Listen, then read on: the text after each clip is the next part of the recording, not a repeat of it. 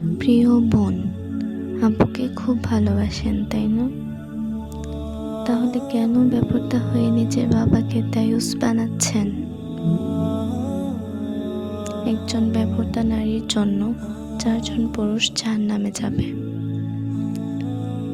1, তার বাবা, 2 বড় ভাই, 3 স্বামী, 4 বড় ছেলে। বোন, আপনি কি চান আপনার জন্য আপনার বাবা, ভাই, স্বামী, ছেলে জাহান্নামে যাক?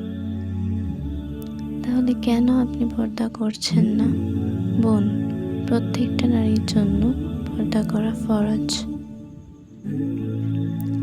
নারীরা হলো ঝিনুকের মধ্যে লুকায়িত মুক্তার মতো, তারা মহামূল্যবান। মাহরাম ছাড়া তাদেরকে চাইলেও কেউ দেখতে পারে না। একজন নারী পর্দাতেই সুরক্ষিত।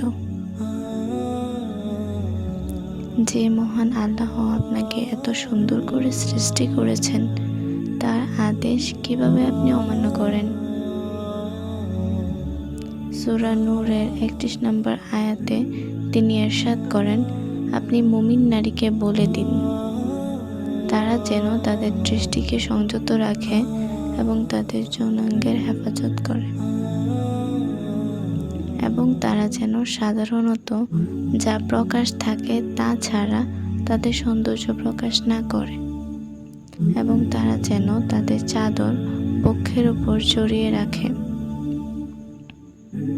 প্রিয় বোন, তাহলে কেন আপনি নিজের সৌন্দর্য পরপুরুষের সামনে প্রকাশ করবেন?